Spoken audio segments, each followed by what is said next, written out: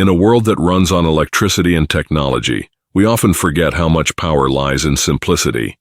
What if I told you that one of the most efficient, sustainable ways to grow plants doesn't rely on modern conveniences? What if the key to thriving plants is not what you have, but how you use what you don't have? Welcome to the world of the Amish, a community rooted in farming traditions passed down for generations. Here, the bond between land and people is sacred, and every harvest is a testament to the values of hard work, faith, and the pursuit of self-sufficiency. In Amish culture, self-sufficiency isn't just a preference, it's a way of life. It's about taking care of themselves, their families, and their communities without relying on the conveniences of modern technology. And at the heart of this tradition is one of the most essential tools in Amish farming, the greenhouse. But what's the real purpose of these greenhouses?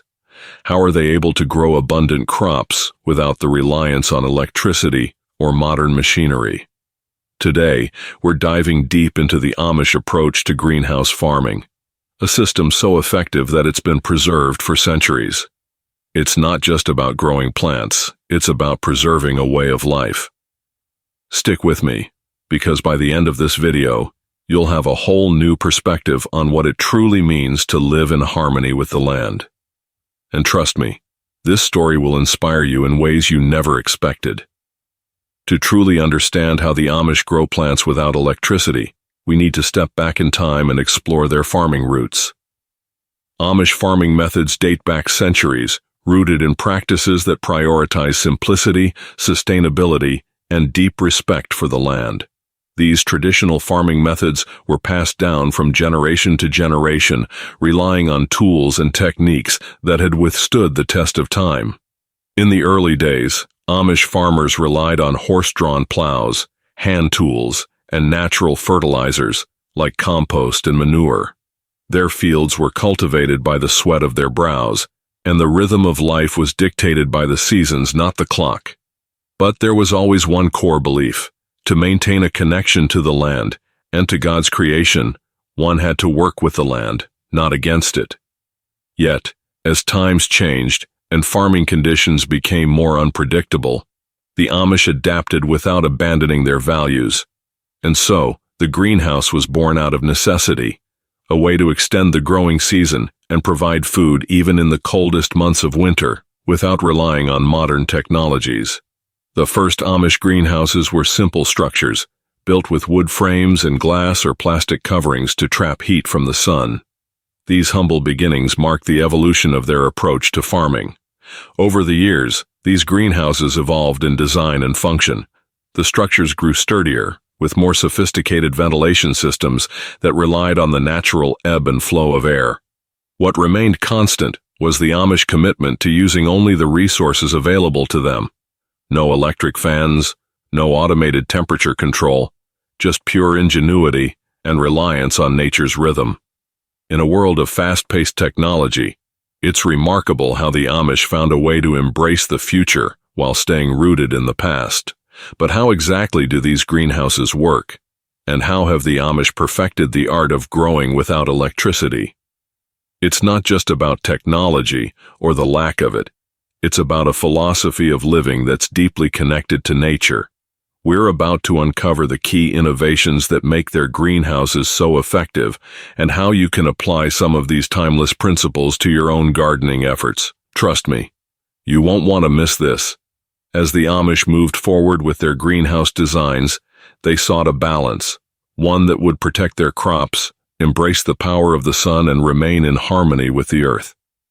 The key to their success? Passive solar greenhouse designs. Unlike conventional greenhouses that often rely on electricity to regulate temperature, the Amish knew the secret to creating an energy-efficient, self-sustaining environment.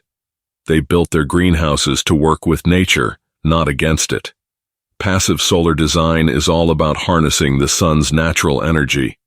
The concept is simple but powerful. By positioning the greenhouse in a way that maximizes sunlight, they ensure plants receive warmth throughout the day, even when temperatures drop outside.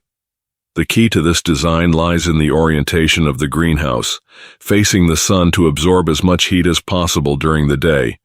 And once that heat is captured, it's stored, helping maintain a consistent, warm environment for the plants, even as night falls. But what really sets these greenhouses apart is the materials they use, materials that are natural, sustainable, and deeply rooted in Amish values. Wood, stone, and glass. These are the building blocks of an Amish greenhouse. Wood frames form the backbone of the structure, offering both durability and a natural aesthetic that blends seamlessly with the landscape. Glass, or in some cases, recycled plastic, allows sunlight to flood in, providing the plants with the light they need to thrive. And the use of these materials, it's not just about being practical, it's about creating a structure that is in tune with the environment, that doesn't disrupt the natural cycles of the land. However, designing a greenhouse that works with the seasons requires more than just the right materials. The Amish also use a series of clever insulation techniques to keep the heat in when it's needed most, during the cold nights of winter. One of the most effective methods they use is double glazing, using 2 layers of glass or plastic to create an insulating barrier. This technique traps air between the layers, acting as a natural insulator, and in areas where temperatures can plunge, this insulation makes all the difference. But that's not all. They also line the walls of the greenhouse with materials that help hold heat, like stone or earth. This process, known as thermal mass, allows the structure to absorb heat during the day and release it slowly during the night, ensuring the plants stay warm without the need for electric heating systems. As the sun rises each morning, it brings more than just light. It brings life. For the Amish, the sun is their most reliable source of energy, and it's the heart of their greenhouse heating system. It's not just a tool, it's a gift from nature itself, one that the Amish have learned to harness with incredible precision. When it comes to growing in greenhouses without electricity, one thing becomes crystal clear. The sun is the ultimate power source. To maximize the power of the sun, the Amish carefully place and orient their greenhouses to capture the most sunlight possible throughout the day. They position each structure to face the sun directly, ensuring that the plants inside receive the warmth and light they need to thrive. It's a principle rooted in the most basic, yet most powerful element of nature, the sun. They know that the more sunlight they can trap, the less they need to rely on external systems or artificial heating. But how do they ensure the greenhouse doesn't lose that precious heat once the sun sets? How do they keep the plants warm when the cold night air creeps in? The answer lies in an ingenious technique that harnesses the heat of the day and stores it for later use, using thermal mass. Thermal mass is the Amish secret to keeping greenhouses warm through the night. They use materials like stone, bricks, and water barrels to absorb and store heat during the day. These materials have the remarkable ability to hold heat, slowly releasing it as the temperatures drop at night. Imagine a stone wall absorbing the warmth from the sun's rays in the afternoon. As evening falls, that stone gradually releases the stored heat, ensuring that the greenhouse remains cozy and warm, even as the temperatures outside plummet. Water barrels, placed strategically inside the greenhouse, are another key player. The dense water absorbs heat during the day, keeping the greenhouse temperature stable. These barrels act like giant heat batteries, discharging warmth when it's needed most, without a single electrical appliance. These are not just simple materials, they are the Amish understanding of nature's own rhythm, working in perfect harmony. They've learned that by using what the earth offers, stone, water, and sunlight, they can create an environment that fosters plant life without the need for modern energy sources.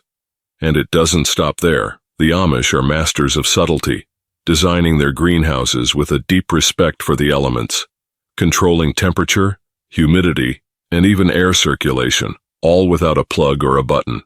In the Amish world, every season is a chance to work in harmony with nature.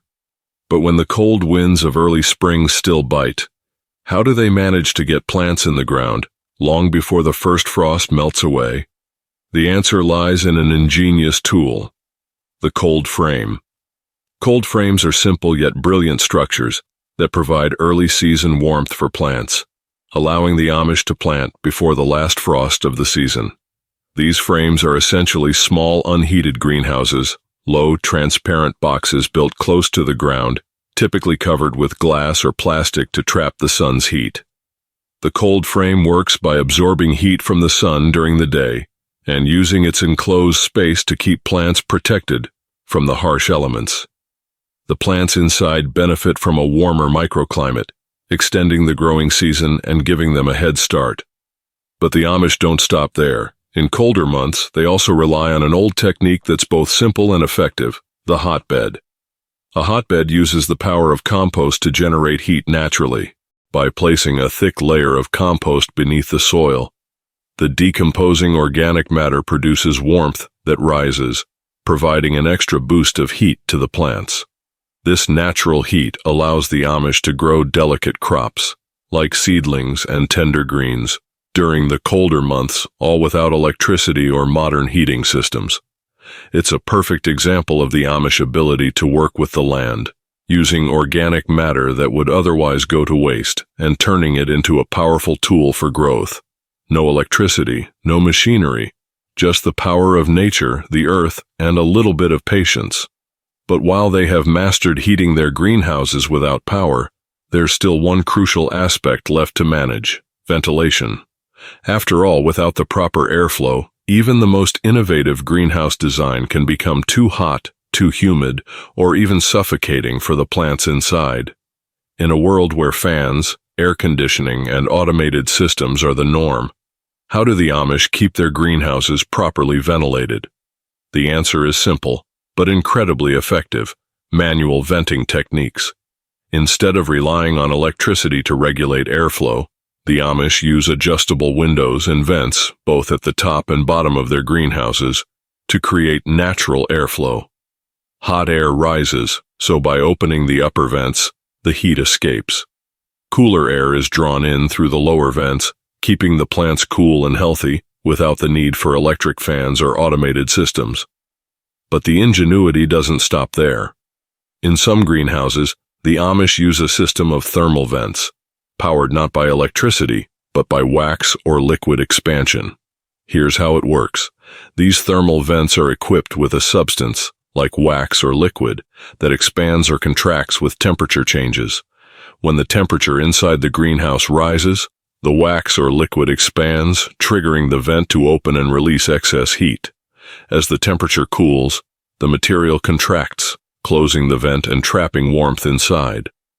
This incredibly efficient passive system allows the Amish to maintain the perfect climate for their plants, all without a single watt of electricity. Water, the lifeblood of every plant. But in a world that relies on pumps, sprinklers, and automated systems, how do the Amish manage to keep their crops hydrated without the conveniences of modern technology? The Amish have long known that the key to effective watering lies in working with gravity, not against it. And so, they use gravity-fed irrigation systems to ensure their plants get the water they need without wasting a drop. These systems are surprisingly simple: a tank or barrel placed at a higher elevation, with pipes running to the plants below. Gravity does the hard work, allowing water to flow freely down to the crops in controlled amounts. By using gravity, the Amish avoid the need for electric pumps, relying instead on the natural forces of the earth to move water to where it's needed most. This system is not only efficient, but it also ensures that water is applied gently and evenly, making it ideal for maintaining healthy, thriving crops. But the Amish don't just rely on the water that comes from the sky. They capture it. Rainwater collection is another crucial piece of their water-saving strategy, one that maximizes the resources nature provides. Rainwater is collected from the roofs of barns, greenhouses, and even their homes, funneled into large barrels or cisterns. These storage containers are placed strategically to catch as much rainwater as possible, ensuring that even during dry spells, there's a reserve of fresh water available for the crops. By using rainwater, the Amish reduce their reliance on wells or municipal water systems, taking advantage of an abundant free resource. It's a brilliant and sustainable approach that eliminates waste, conserves water, and ensures their crops are well fed without the need for electricity-powered irrigation systems. Of course, sometimes nothing beats the simplicity and care of hand watering. For the Amish, this isn't just about quenching the plant's thirst. It's about connection. It's a chance to nurture and care for each individual plant, ensuring that it gets the precise amount of water it needs. Whether it's with a watering can or a hose, the Amish approach watering with patience and precision. The act of hand watering allows them to keep a close eye on their crops, ensuring that they don't overwater or underwater, two common mistakes that can harm plants. This level of attention to detail is something we can all learn from. In a world that often rushes through tasks, the Amish slow down and connect with the process, ensuring that each plant receives the care it deserves, not just the minimum it needs. The foundation of every healthy crop begins in the soil. Without nutrient-rich earth, even the most careful watering, perfect ventilation, or ideal temperature will only take you so far. So how do the Amish ensure their soil remains fertile year after year, without synthetic fertilizers or modern machinery? The answer lies in the age-old wisdom of organic farming. The Amish know that the best way to enrich the soil is to work with what nature provides, compost and manure. Instead of relying on chemical fertilizers that strip the earth of its natural balance, the Amish use rich organic compost and well-aged manure from their animals to nourish the soil. This process adds vital nutrients to the soil, encouraging the growth of healthy plants while also improving the soil structure. Compost helps retain moisture, aerates the soil, and increases the presence of beneficial organisms like earthworms, which further break down organic material and promote soil health. By returning organic matter to the soil, the Amish create a cycle of renewal, one that strengthens the earth without depleting it. But the Amish understand that soil fertility is not something that can be taken for granted. To keep their soil healthy, they practice rotational planting, alternating the crops they plant from one year to the next. By rotating crops, the Amish prevent soil depletion, allowing different plants to replenish specific nutrients. For example, legumes like beans and peas add nitrogen to the soil, improving its fertility for the next round of crops. This rotation also helps break pest and disease cycles, as different crops attract different pests. Without the need for synthetic pesticides or herbicides, the Amish maintain a healthy, balanced ecosystem in their gardens and fields. Another powerful technique in the Amish toolkit is cover cropping and mulching. When the growing season ends, they don't simply leave their soil exposed. Instead, they plant cover crops like clover or rye to protect and nourish the earth during the off-season. These cover crops help prevent erosion, add organic matter back into the soil, and improve its structure. They also help suppress weeds naturally, reducing the need for manual weeding or herbicides. But that's not all. The Amish also use mulching, covering the soil with a layer of organic material like straw, grass clippings, or leaves, to help retain moisture, regulate soil temperature, and prevent weed growth. This layer of mulch acts like a protective blanket, ensuring the soil remains fertile and hydrated, even in the hottest months. The Amish believe in a simple truth: nature knows best. When it comes to growing healthy crops, they don't just focus on soil or sunlight. They also understand the delicate relationships between plants and how these connections can naturally repel pests and enhance plant growth. In the world of Amish farming, this practice is known as companion planting. Rather than relying on chemical pesticides, the Amish use nature's own methods to ward off pests. Companion planting works by pairing certain plants together that naturally repel harmful insects or attract beneficial ones. For example, marigolds are often planted alongside vegetables like tomatoes and beans. The strong scent of marigolds repels pests, such as aphids and nematodes, protecting the more delicate crops without the need for toxic chemicals. Similarly, planting basil near tomatoes not only enhances the flavor of the tomatoes, but also helps deter insects like mosquitoes and flies. This is just one of the many examples of how the Amish use plant relationships to keep their gardens pest-free. But companion planting isn't just about pest control. It's also about enhancing plant growth. The Amish practice intercropping, which means planting two or more crops together that benefit each other in different ways. This technique, often called the Three Sisters, involves planting corn, beans, and squash together. The corn provides a natural trellis for the beans to climb, while the beans fix nitrogen in the soil, enriching it for the other plants. Meanwhile, the broad squash leaves act as a living mulch, shading the soil and reducing weeds. Each of these plants supports the others, creating a harmonious ecosystem where they can all thrive together. But it's not just about what plants go together. It's also about inviting the right creatures into the garden. The Amish encourage beneficial insects like ladybugs, bees, and predatory beetles to make their homes in their gardens. These helpful creatures naturally control pest populations, keeping harmful insects in check. Ladybugs, for instance, feast on aphids, a common pest for plants like roses and peas. By creating an environment that attracts these insects, the Amish reduce their need for chemical interventions, allowing nature to take care of the work. And when pests are particularly stubborn, the Amish rely on homemade organic sprays. Made from natural ingredients like garlic, hot peppers, and soap, these sprays are effective at deterring pests, while being gentle on the plants and the environment. These sprays are not only safe, but incredibly effective, allowing the Amish to keep their crops healthy and thriving without relying on synthetic chemicals that could harm the soil, water, or surrounding wildlife. In the world of farming, timing is everything.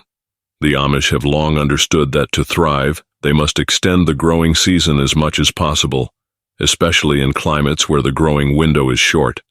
And they've developed a brilliant way to do just that: hoop houses and row covers. The first tool in the Amish's arsenal for extending the growing season is fabric row covers. These lightweight, breathable covers are draped over plants to protect them from the cold, while still allowing sunlight and moisture to reach the soil and leaves. Row covers are particularly effective in the early spring and late fall when temperatures can dip unexpectedly.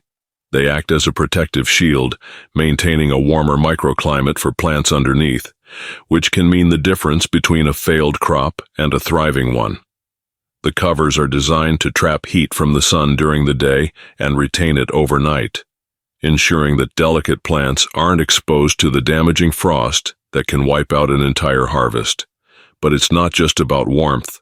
Row covers also act as a barrier to pests, shielding the plants from insects and animals that would otherwise feast on them.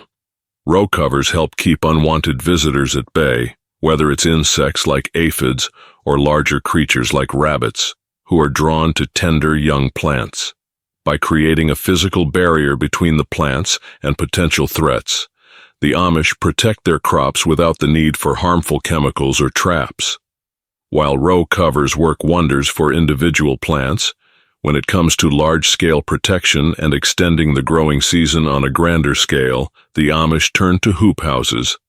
A hoop house is essentially a small, unheated greenhouse constructed using curved pipes or hoops covered in plastic. These structures trap the warmth of the sun and provide a controlled environment that allows for the growth of crops that would otherwise be vulnerable to cold and frost. Hoop houses help the Amish extend their growing season by several weeks, even months, allowing them to harvest vegetables like tomatoes, lettuce, and cucumbers in late fall or early spring, crops that would otherwise be impossible to grow outside of the summer months. Inside the hoop house, temperatures remain a few degrees warmer than outside, providing the perfect environment for crops that need a little extra protection. The design is simple but effective, relying on passive solar heating to keep things warm without electricity or modern energy systems. And just like row covers, hoop houses also serve as a barrier to pests and wind, giving plants a better chance to thrive in an environment free from the dangers of the outside world.